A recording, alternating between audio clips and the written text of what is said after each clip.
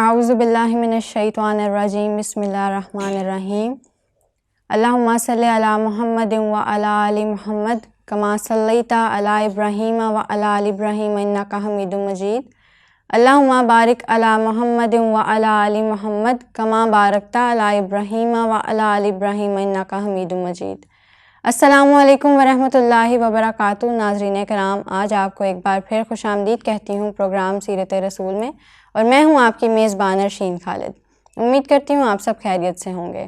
آج میں آپ کے پاس پھر موجود ہوں سیرت رسول صلی اللہ علیہ وآلہ وسلم بیان کرنے کے لیے، اور آج کا ہمارا موضوع ہے صلہ رحمی۔ صلہ رحمی کے بارے میں حضرت محمد صلی اللہ علیہ وآلہ وسلم حدیث پاک میں فرماتے ہیں کہ جس کی خواہش ہے کہ اس کا رزق بڑھا دیا جائے اور اس کی عمر بڑھا دی جائے، اسے چاہیے کہ وہ صلہ رحمی کرے۔ اسی کے بعد حدیث پاک میں آتا ہے کہ دو بڑے گناہ ایسے شدید تر ہیں جن کی سزا نہ صرف آخرت میں بلکہ دنیا میں بھی دے دی جائے گی۔ وہ ایک ہے ظلم اور دوسرا ہے قطع رحمی۔ اس کے بارے میں آج ہم جانیں گے اپنے اسکالر سے اور ڈیٹیل میں بات کریں گے۔ اس لحاظ سے آج چلتے ہیں اپنے مہمانوں کی طرف۔ ہمارے پاس آج خصوصی مہمان موجود ہیں، 2 ثنا خواں اور 1 اسکالر، جنہیں آپ پہلے پروگرام میں بھی دیکھ چکے ہیں۔ آج ہمارے پاس موجود ہیں مولانا حافظ وقاص احمد بلوچ صاحب۔ السلام علیکم ورحمۃ اللہ وبرکاتہ۔ وعلیکم السلام۔ کیسے ہیں آپ؟ خیریت سے ہیں؟ خوش آمدید کہتے ہیں آپ کو اپنے پروگرام سیرت رسول میں۔ انہی کے ساتھ ہمارے پاس 1 ثنا خواں موجود ہیں، محمد فیاض چشتی صاحب۔ السلام علیکم ورحمۃ اللہ وبرکاتہ۔ کیسے ہیں آپ؟ خیریت سے ہیں؟ خوش آمدید کہتے ہیں آپ کو پروگرام سیرت رسول میں۔ اور انہی کے ساتھ ایک اور ثنا خواں ہمارے پاس موجود ہیں جنہیں آپ پہلے بھی سیرت رسول میں دیکھ چکے ہیں، محمد وقاص علی قادری۔ السلام علیکم ورحمۃ اللہ۔ وعلیکم السلام ورحمۃ اللہ وبرکاتہ۔ الحمدللہ، اللہ کا کرم۔ خوش آمدید کہتے ہیں آپ کو اپنے پروگرام سیرت رسول میں۔ بہت شکریہ آپ تینوں کا، آپ ہمارے پروگرام میں تشریف لائے۔ پروگرام کی شروعات کرتے ہیں نعت رسول مقبول صلی اللہ علیہ وآلہ وسلم سے۔ گزارش ہے فیاض چشتی صاحب سے کہ آپ ہمیں خوبصورت سا کلام سنا دیں۔ شروعات کریں، بسم اللہ کریں۔ کوئی مثل مصطفیٰ کا کبھی تھا نہ ہے نہ ہوگا، بے شک، سبحان اللہ۔ کسی اور کا یہ رتبہ کبھی تھا نہ ہے نہ ہوگا، کسی اور کا یہ رتبہ۔ انہیں خلق کر کے نازاں ہوا خود ہی دست قدرت، انہیں خلق کر کے نازاں ہوا خود ہی دست قدرت۔ سبحان اللہ۔ کوئی شاہکار ایسا کبھی تھا نہ ہے نہ ہوگا، سبحان اللہ۔ کوئی مثل مصطفیٰ کا۔ کسی وہم نے صدا دی کوئی آپ کا مماثل، سبحان اللہ۔ کسی وہم نے صدا دی کوئی آپ کا مماثل، تو یقین پکار اٹھا کبھی تھا نہ ہے نہ سبحان اللہ، بے شک۔ کبھی تھا نہ ہے نہ ہوگا، کوئی مثل مصطفیٰ کا۔ سبحان اللہ۔ میں ہوں وقف نعت گوئی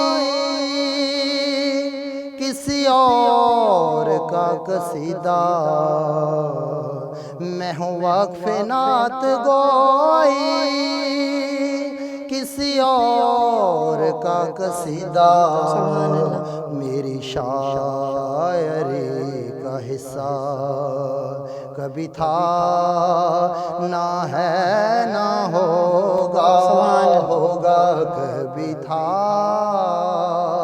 نہ ہے نہ ہوگا، کوئی مثل مصطفیٰ کا۔ سبحان اللہ۔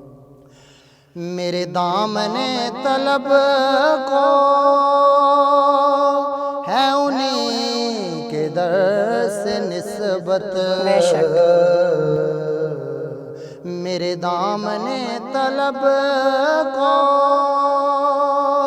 ہے انہی کے در سے نسبت، کسی اور در سے رشتہ کبھی تھا نہ ہے نہ ہوگا، ہوگا کبھی تھا نہ ہے نہ ہوگا، کوئی مثل مصطفیٰ کا۔ سر حشر ان کی رحمت کا سبھی میں ہوں طالب، سر حشر ان کی رحمت کا سبھی میں ہوں طالب، مجھے کچھ عمل کا دعویٰ کبھی تھا نہ ہے نہ ہوگا، کبھی تھا نہ ہے نہ ہوگا، کوئی مثل مصطفیٰ کا کبھی تھا نہ ہے نہ ہوگا، کسی اور کا یہ رتبہ کبھی تھا نہ ہے نہ ہوگا، کوئی مثل مصطفیٰ کا۔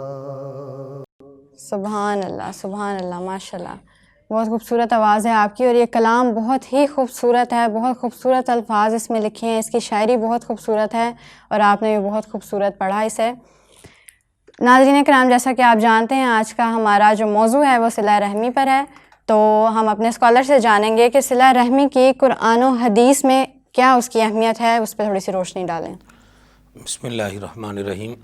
سب سے پہلے آپ کا DMH نیوز کا اور سیرت رسول پروگرام ٹیم کا شکریہ، بہت شکریہ آپ کا، جنہوں نے مجھے اس خوبصورت پروگرام میں مدعو کیا۔ اس کے بعد آپ نے سوال کیا ہے کہ صلہ رحمی کی قرآن و حدیث میں کیا اہمیت ہے، تو سب سے پہلے جاننا چاہیے کہ صلہ رحمی ہے کیا۔ بالکل، صلہ رحمی اصل میں دو لفظ ہیں، ایک صلہ ہے جو واصلہ یا سلو سے ہے، اس کا معنی ہوتا ہے ملانا کسی چیز کو، اور دوسرا ہے رحم۔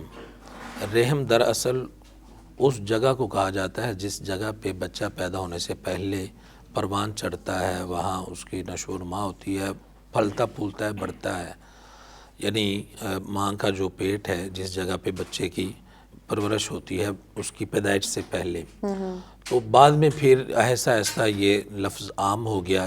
رحم سے مراد وہ رشتہ دار جن کا تعلق انسان کے رحم کے ساتھ جڑا ہوتا ہے، یعنی خون کے ساتھ جڑا ہوا ہوتا ہے۔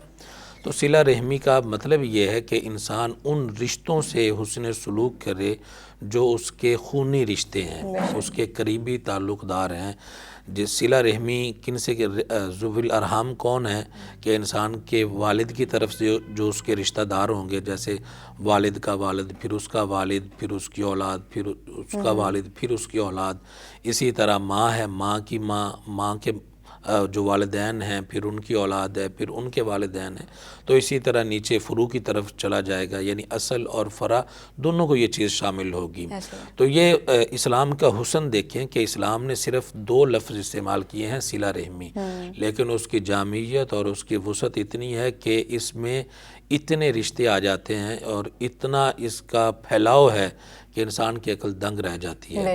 کہ جس وقت فرمایا کہ تم صلہ رحمی کرو، اس سے مراد یہ ہے کہ تم نے اپنے والدین سے بھی حسن سلوک کرنا ہے، اپنے دادا سے، دادی سے، نانا نانی، اس طرح سارے اپنے چچاؤں سے، پھوپھیوں سے، خالاؤں سے، ماموں سے، تو یہ سارے انسان کے ذوی الارحام ہیں، یعنی قریبی رشتہ دار ہیں اور خونی رشتے ہیں۔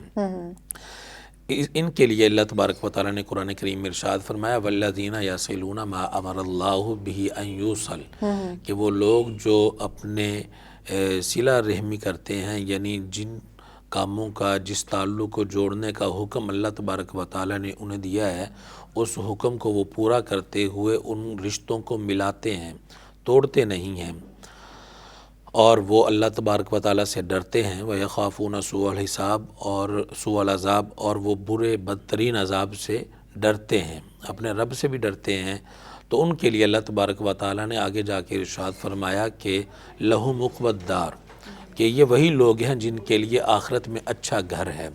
یعنی جو آدمی صرف خشیت الہی اس کے سامنے ہو اور اللہ تبارک و تعالیٰ کے حکم کو پورا کرتا ہو، یعنی رشتوں کو توڑتا نہ ہو بلکہ جوڑتا ہو، صلہ رحمی کرتا ہو، اور پھر وہ اب اللہ تعالیٰ کے برے عذاب سے ڈرتا ہو، تو اللہ تبارک و تعالیٰ نے آخرت میں پھر ان کے لیے اچھا گھر تیار کر رکھا ہے۔ اب یہ جو صلہ رحمی ہے یہ کن سے ہوگی، کس طرح ہوگی، اس کا جواب بھی ہمیں قرآن کریم سے ہی ملتا ہے۔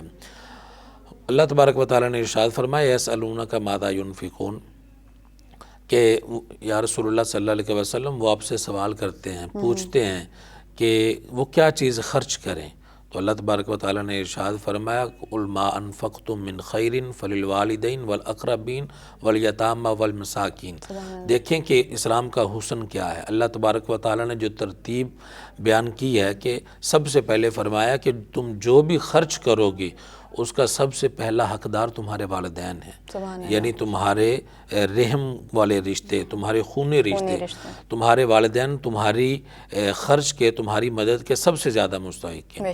پھر اس کے بعد فرمایا فَلِلْوَالِدَيْنِ وَالْأَقْرَبِينَ، اس کے بعد قریبی رشتہ دار ہیں کہ جن میں انسان کے ماموں، چچا وغیرہ اور پھوپھی، خالہ وغیرہ آ جاتے ہیں، تو یہ بعد میں ہے، اور اس کے بعد پھر جا کے فرمایا والیتامى والمساکین، یعنی یتیموں اور مسکینوں کا حق بعد میں ہے۔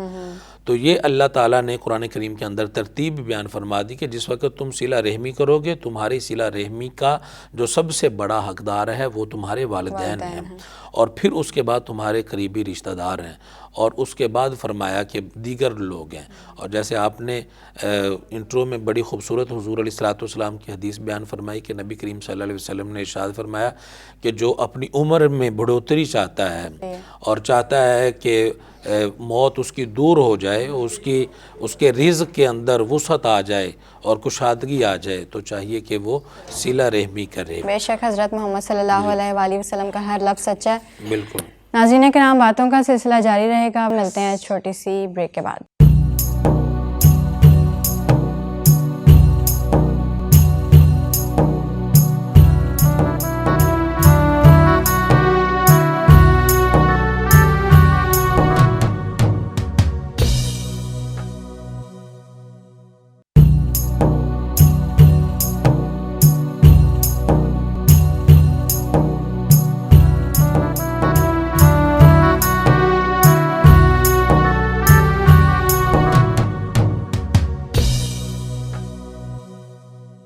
السلام علیکم ورحمۃ اللہ وبرکاتہ۔ خیر مقدم ناظرین، ایک بار پھر خوش آمدید کہتی ہوں آپ کو سیرت رسول پروگرام میں۔ چلتے ہیں اپنے دوسرے نعت خواہ محمد وقاص علی قادری کی طرف، اور ان سے گزارش کرتے ہیں کہ ہمارے پروگرام میں ایک اور گلدستہ شامل کر دیں۔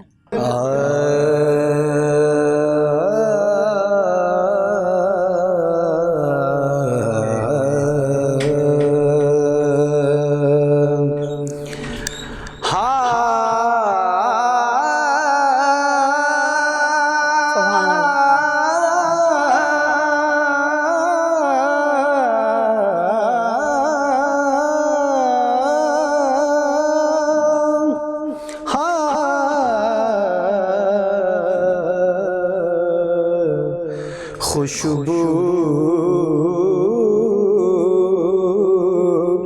ہے دو عالم میں تیری اے گل چیتا، خوشبو ہے دو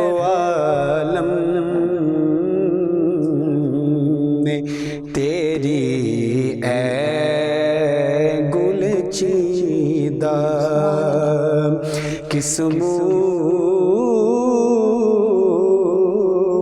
سے بیاں ہو تیرے اوصاف غمیدہ تجھ سا کوئی آیا ہے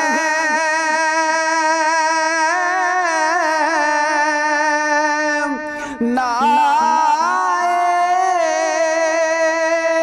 گا جگہ میں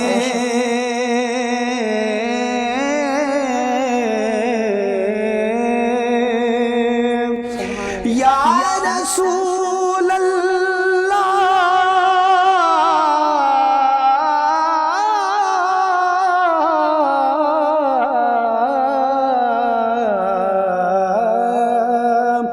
تجھ سا کوئی آیا ہے نہ آئے گا جگہ میں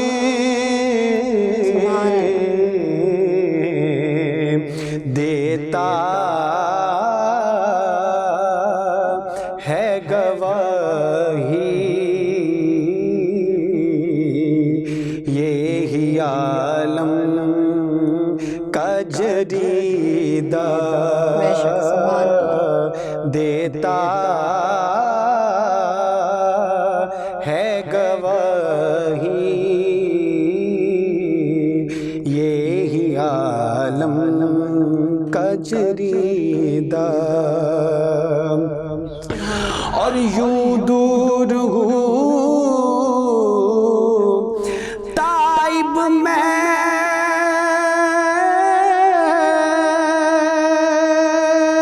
حریم نبوی سے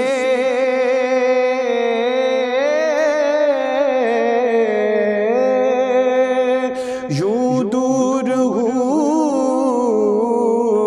طائب میں حریم نبوی سے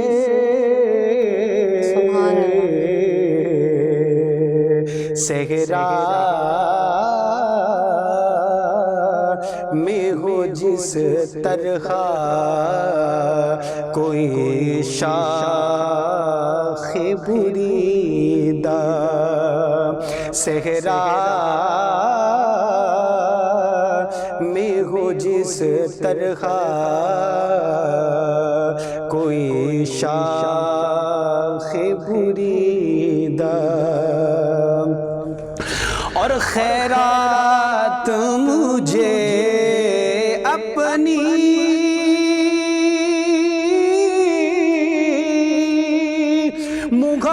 محبت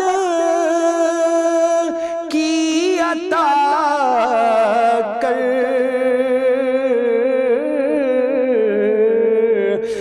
یا رسول اللہ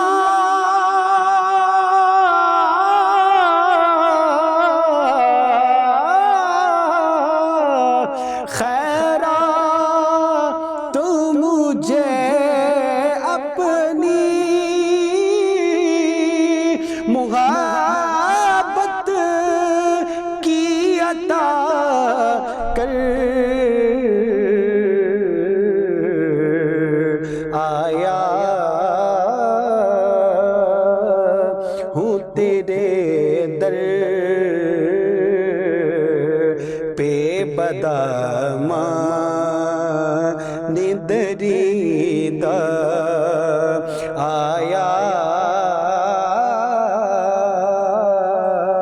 ہوں تیرے در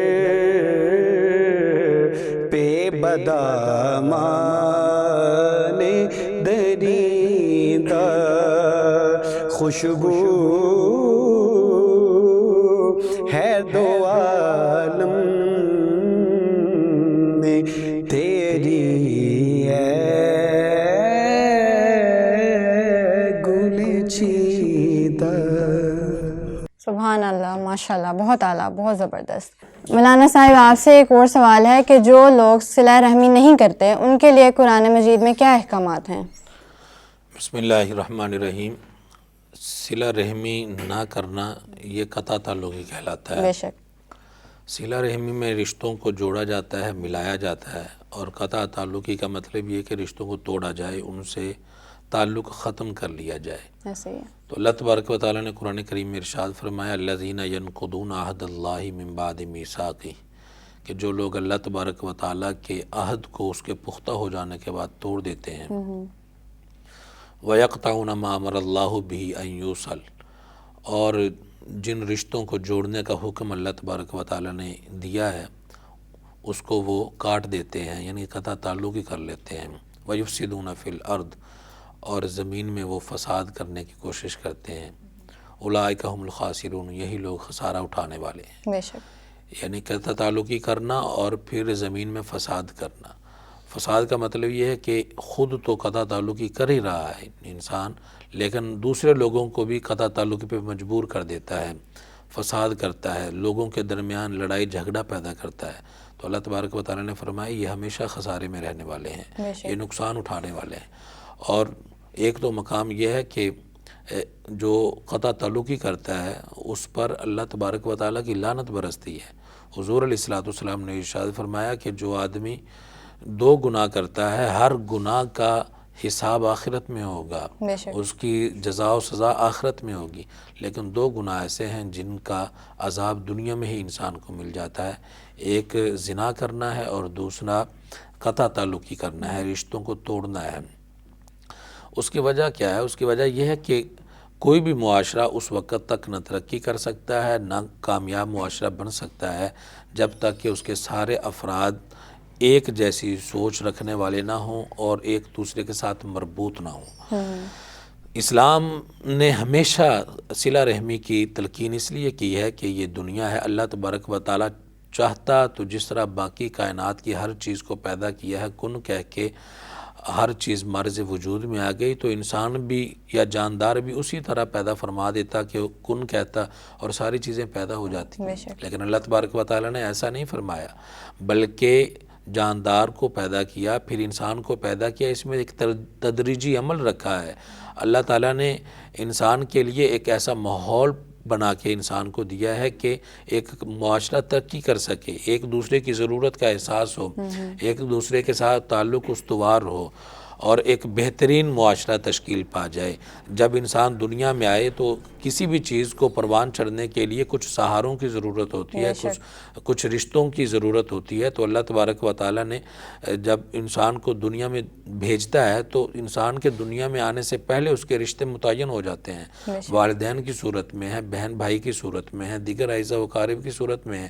جب انسان اس دنیا میں آتا ہے تو انسان کو محسوس ہی نہیں ہوتا کہ وہ کسی اجنبی جگہ پہ آ گیا ہے۔ حالانکہ آپ جس وقت دیکھیں کہ بچہ دنیا میں آتا ہے تو روتا ہے، کیوں روتا ہے؟ اس کی وجہ یہ ہے کہ اس کو اجنبیت محسوس ہوتی ہے، لیکن بعض جس وقت گزرتا ہے تو وقت گزرنے کے ساتھ ساتھ وہ بچہ پھر ہنسنے لگ جاتا ہے، مسکرانے لگ جاتا ہے، آہستہ آہستہ وہ لوگوں سے مانوس ہو جاتا ہے۔ تو یہ ایک سلسلہ ہے جو اللہ تبارک و تعالیٰ نے پیدا کیا ہے۔ پھر صلہ رحمی کا حکم ہمیں اس لیے دیا گیا ہے کہ انسان کو ایک دوسرے کے درد کا احساس ہو، ایک دوسرے کی ضرورت کا احساس ہو۔ بے شک۔ اسی ضرورت اور اسی مدد کے جذبے کی وجہ سے اللہ تبارک و تعالیٰ نے بہت سارے اجر رکھے ہوئے ہیں، بہت سارے فوائد بھی رکھے ہوئے ہیں۔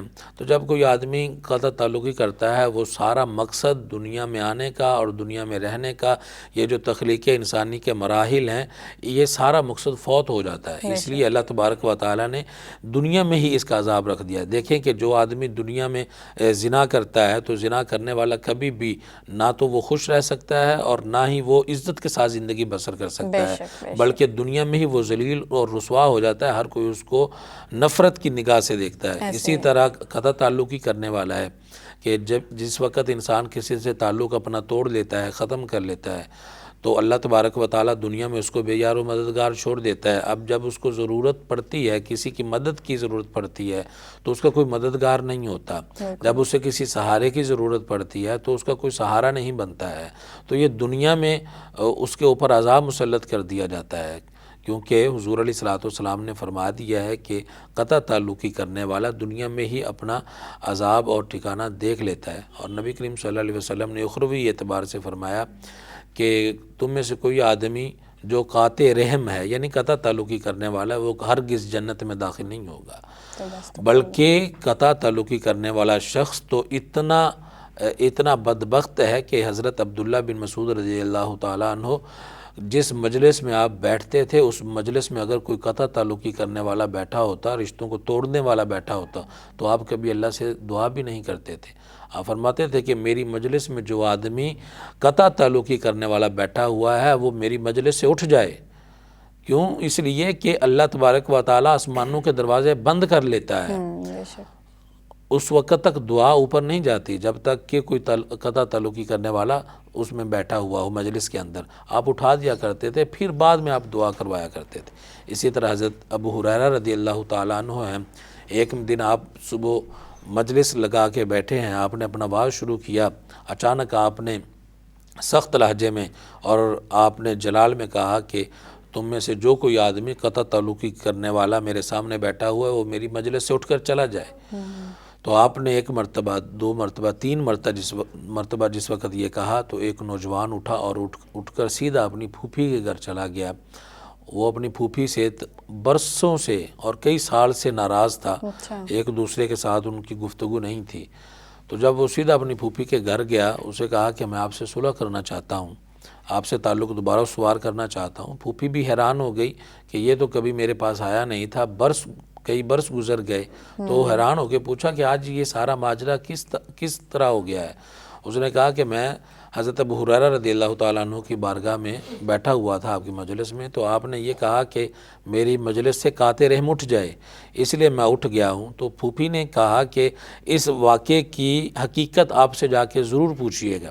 جس وقت اس نوجوان نے آ کے پوچھا کہ حضرت آپ نے مجھے کیوں اٹھا دیا اور آپ نے اس طرح جلال میں آ کے یہ کیوں فرمایا کہ میری مجلس سے قاطع رحم اٹھ جائے، تو آپ نے فرمایا کہ میں نے رسول اللہ صلی اللہ علیہ وسلم کو فرماتے ہوئے سنا، اللہ تبارک و تعالیٰ کہ ہاں ہر پیر کے دن، سوار کے دن اور جمعرات کی شام کو بندے کے عمل پیش کیے جاتے ہیں، اور جو قاطع رحم ہوگا، رشتوں کو توڑنے والا ہوگا، اللہ تبارک و تعالیٰ اس کے سارے اعمال رد کر دیتا ہے، اس کو قبول نہیں فرماتا ہے.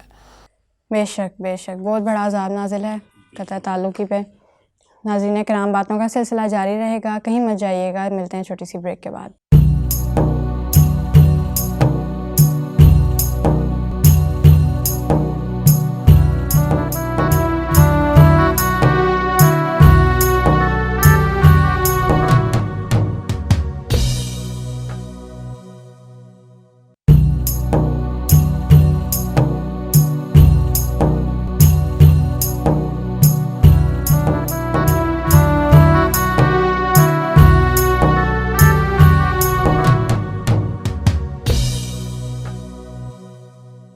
السلام علیکم ورحمۃ اللہ وبرکاتہ. خیر مقدم ناظرین، ایک بار پھر آپ کو خوش آمدید کہتی ہوں سیرت رسول صلی اللہ علیہ وآلہ وسلم میں. اگلے سوال کی طرف چلتے ہیں اور وقاص احمد بلوچ صاحب سے پوچھتے ہیں کہ جو لوگ ہمارے ساتھ قطع رحمی کرتے ہیں تو ہمیں ان کے ساتھ کیا سلوک کرنا چاہیے؟ قرآن پاک میں اس بارے میں کیا حکم ہے؟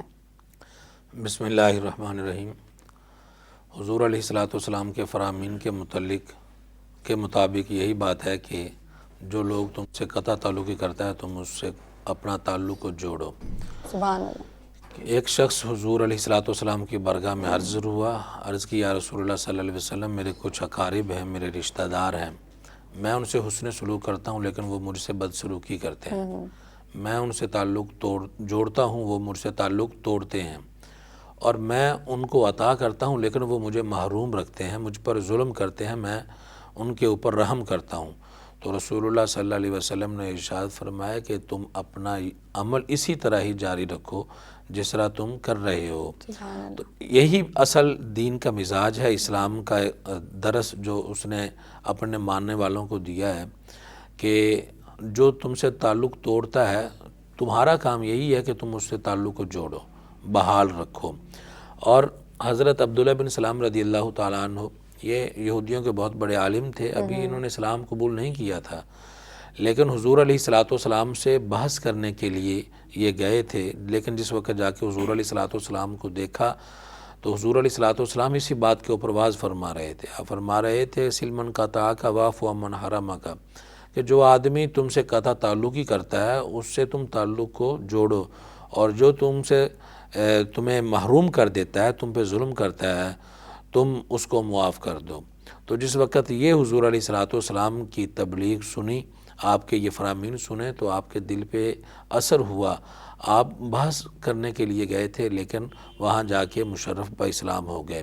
تو یہ اسلام کی تعلیمات ہیں ہمیں۔ حضور علیہ الصلوۃ والسلام نے ارشاد فرمایا کہ جو تم سے تعلق کو توڑ لیتا ہے، کسی مسلمان کے لیے جائز نہیں ہے، حلال نہیں ہے کہ وہ 3 دن سے زیادہ اپنے مسلمان بھائی سے روٹھا رہے، اس سے تعلق کو توڑے۔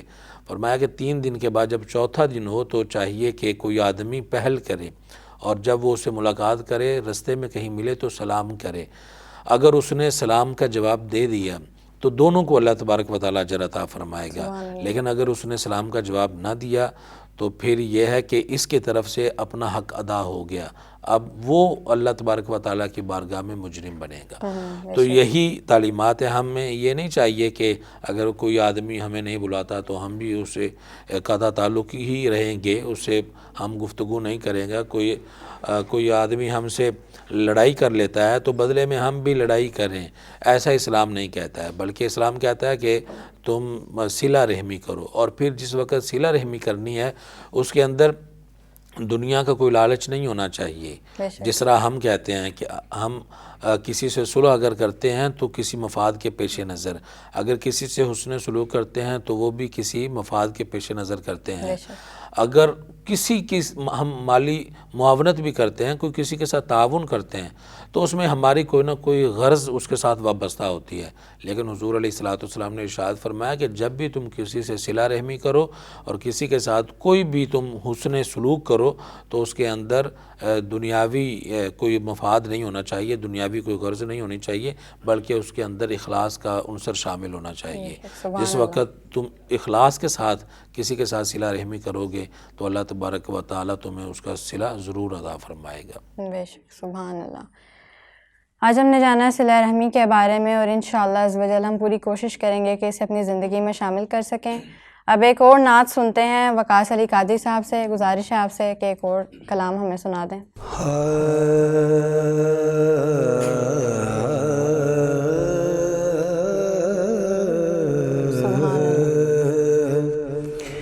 سرور کہوں کے مالک و مولا کہوں تجھے، سرور کہوں کے مالک و مولا کہوں تجھے، باغ خلیل کا گل زیبا کہوں تجھے، باغ خلیل کا گل زیبا کہوں تجھے۔ اللہ تیرے جسم منور کتاب سے،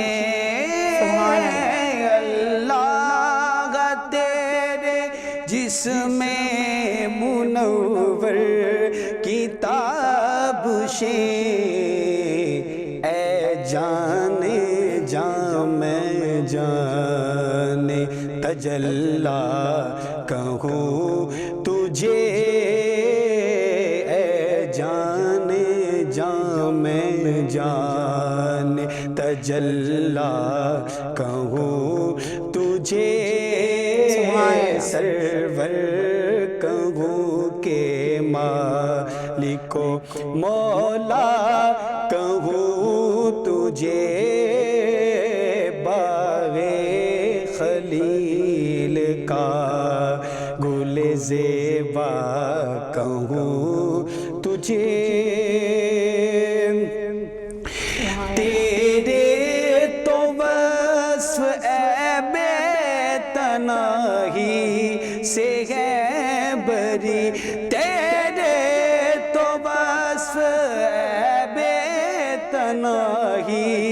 سے ہے بری، سبحان اللہ. حیران ہوں میرے شاہ، کیا کیا کہوں تجھے، حیران ہوں میرے شاہ، کیا کیا کہوں تجھے،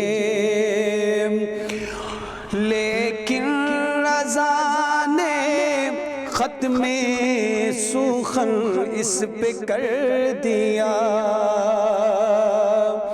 لیکن رضا نے ختم سخن اس پہ کر دیا، خالق کا بندہ خلق کا موقع کہوں، خالق کا بندہ خلق کا آقا کہوں تجھے، سرور کہوں کہ مالک و مولا کہوں تجھے، باغ خلیل کا گل زیبا کہوں تجھے.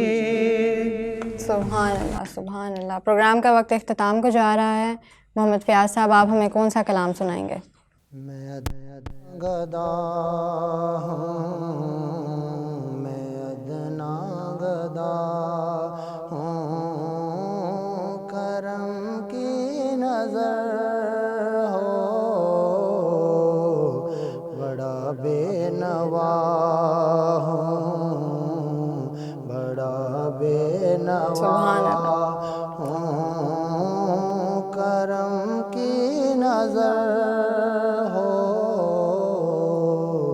میں ادنا گدا ہوں، میں ادنا گدا ہوں،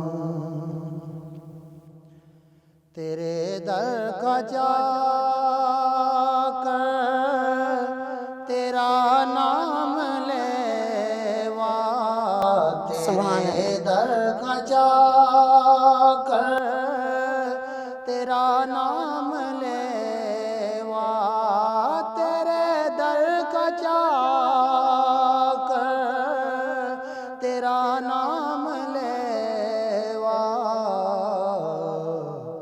میں تیرا گدا بے شک. ہوں، میں تیرا گدا ہوں، کرم کی نظر ہو، میں ادنا گدا سبحان اللہ. درود و سلاموں کے ہاروں کو تھامے، درود و سلاموں کے ہاروں کو تھامے، درود و سلاموں کے ہاروں کو تھامے، میں در پر کھڑا ہوں، سبحان میں اللہ. در پر کھڑا ہوں، کرم کی نظر ہو، میں ادنا گدا ہوں، سبحان اللہ. اٹھا لے مجھے دستگیر دو عالم، اٹھا لے مجھے دستگیر دو عالم، اٹھا لے مجھے دستگیر دو عالم، میں بے دم پڑا ہوں، میں بے دم پڑا ہوں، کرم کی نظر ہو، میں بے دم پڑا ہوں، اور بہت ٹھوکریں کھائیں دنیا جہاں کی، بہت ٹھوکریں کھائیں دنیا جہاں کی بہت ٹھوکریں کھائیں دنیا جہاں کی سبحان اللہ سبحان اللہ. میں زخمی ہوا ہوں میں زخمی ہوا ہوں کرم کی نظر ہو میں ادنا گدا ہوں سبحان اللہ. میں ناکامیوں کا کروں ذکر کیا کیا میں ناکامیوں کا کروں ذکر کیا کیا میں ناکامیوں کا کروں ذکر کیا کیا بڑا نارسا ہوں بڑا نارسا ہوں کرم کی نظر ہو سبحان اللہ. ادنا گدا ہوں میں ادنا گدا سبحان اللہ ماشاء اللہ. بہت شکریہ آپ کا. ناظرین کرام پروگرام کا وقت اختتام کو جا رہا ہے اور ہم بہت شکر گزار ہیں اپنے مہمان گرامی کے، وقاص صاحب کے، فیاض صاحب کے، اور ایک بار پھر وقاص صاحب کے. بہت شکریہ آپ کا، آپ ہمارے پروگرام میں تشریف لائے. ناظرین کرام انشاءاللہ اگلے پروگرام میں ملاقات ہوگی. تب تک کے لیے مجھے میری ٹیم کو اجازت دیجیے. سیم ٹائم سیم چینل پہ. اللہ حافظ.